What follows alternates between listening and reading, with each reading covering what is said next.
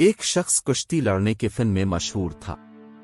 وہ 360 داؤ پیچ جانتا تھا اور ہر روز ان میں سے ایک داؤ کے ساتھ کشتی لڑتا تھا۔ ایک شاگرد پر وہ بہت مہربان تھا۔ اس کو 359 داؤ سکھا دیے، صرف ایک داؤ اپنے پاس رکھا۔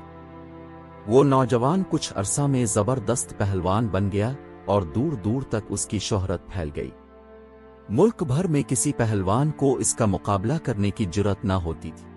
ایک دفعہ اس نوجوان نے اپنی طاقت کے ذم میں بادشاہ وقت سے کہا کہ استاد کو مجھ پر جو فوقیت حاصل ہے وہ اس کی بزرگی اور تربیت کے حق کی وجہ سے ہے، ورنہ قوت اور فن میں اس سے کم نہیں ہوں۔ بادشاہ کو اس کی بات پسند نہ آئی اور اس نے استاد اور شاگرد میں کشتی کرانے کا حکم دے دیا۔ مقررہ دن کو اس دنگل کے لیے شاہانہ انتظامات کیے گئے اور اسے دیکھنے کے لیے خود بادشاہ، حکومت کے عہدے دار، دربار کے افسر اور ملک بھر کے پہلوان جمع ہوئے۔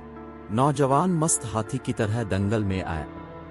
ایسا معلوم ہوتا تھا کہ وہ پہاڑ کو بھی اکھاڑ سکتا ہے۔ بوڑھا استاد سمجھ گیا کہ نوجوان شاگرد قوت میں اس سے بڑھ چکا ہے، تاہم وہ اس داؤ کا توڑ نہیں جانتا تھا۔ استاد نے اس کو دونوں ہاتھوں سے سر پر اٹھا لیا اور پھر زمین پر پٹخ دیا۔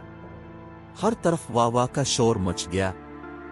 بادشاہ نے استاد کو بیش بہا دولت اور انعام سے سرفراز کیا اور نوجوان کو ملامت کی کہ تو نے اپنے محسن استاد سے مقابلہ کیا اور ذلیل ہوا۔ اس نے کہا کہ جہاں پناہ استاد اپنی طاقت کی وجہ سے مجھ پر غالب نہیں آیا، بلکہ اس نے مجھ سے کشتی کا ایک داؤ چھپا رکھا تھا اور اسی داؤ کی وجہ سے جیت گیا۔